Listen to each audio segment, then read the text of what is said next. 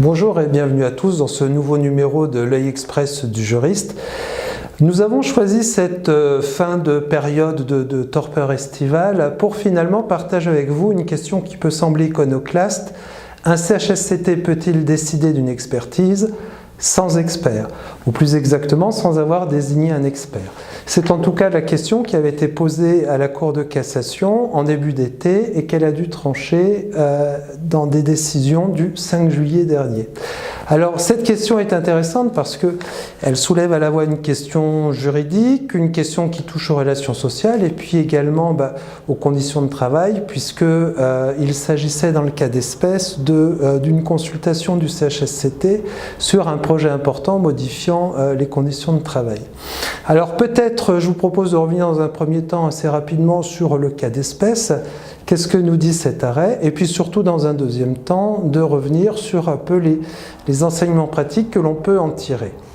Alors sur le cas d'espèce, les choses sont somme toute assez simples. Un employeur soumet à consultation du CHSCT un projet important modifiant les conditions de travail. Le CHSCT décide par une délibération à la majorité de recourir à une expertise, mais il ne désigne pas en cette occasion d'expert. Pour l'employeur, finalement, il perçoit ou il comprend que normalement la désignation de l'expert fait partie des conditions substantielles de validité de la décision d'une expertise, donc il conteste le fondement même et la validité de la décision de l'expertise devant le TGI en référé. La Cour de cassation ne le suit pas dans son raisonnement et estime tout à fait que la délibération décidant de recourir à l'expertise est tout à fait valable et que le choix même de l'expert peut faire l'objet d'une autre délibération dans un temps différé. Alors, en pratique, quels enseignements peut-on en tirer? Qu'est-ce que ça veut dire pour nous? Bon, déjà, on peut peut-être rappeler deux choses. Vous savez que le CHSCT, dans sa configuration actuelle, peut décider du recours à un expert dans deux cas de figure, en cas de risque grave ou en cas de projet important, comme c'était le cas ici, modifiant les conditions de santé-sécurité. Il est important de relever que ces deux cas de recours à expert sont maintenus à l'identique pour le CSE. La deuxième chose, c'est que la procédure de décision de recours à une expertise ne fait pas l'objet d'un formalisme légal particulier. Alors, on tient pour acquis que, bien évidemment, ça fait l'objet d'une délibération à la majorité des membres du CHSCT et que ça doit être prévu en anticipation à l'ordre du jour.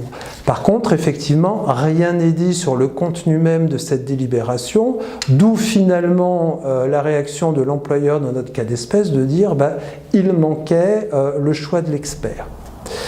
Alors, que nous disent les textes par ailleurs? L'employeur, dans l'ancien système, celui du CHSCT, avait un délai de 15 jours pour contester à partir de la décision d'une expertise soit la motivation ou la validité de recours à l'expert, soit le choix de l'expert même, soit les conditions financières.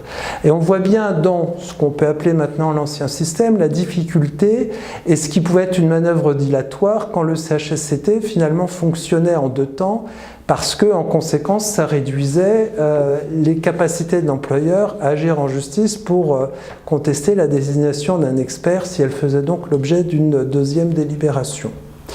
Aujourd'hui, les choses sont un petit peu différentes versus réglementation du CSE et finalement des élus qui essayeraient de procéder ainsi joueraient finalement contre leur camp. Pourquoi? Parce que telles que sont prévues les nouvelles règles, l'employeur a un délai de 10 jours pour contester un certain nombre de choses à partir de leur survenance. Et notamment, s'agissant particulièrement de la désignation d'un expert, l'employeur a 10 jours pour contester le choix de l'expert.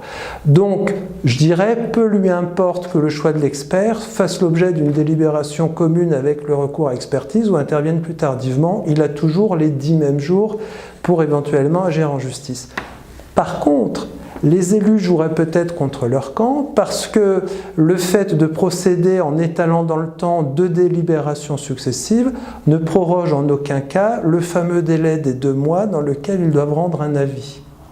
Donc en pratique, il est important quand même d'avoir en tête la différence de ces règles et peut-être de les rappeler à ces élus ou à ces futurs élus au sein du CSE de façon à bien partager ensemble finalement tout l'intérêt conjoint que peut avoir aussi bien l'employeur que les élus de procéder simultanément au choix de l'expert et à la décision de recourir à une expertise. Merci.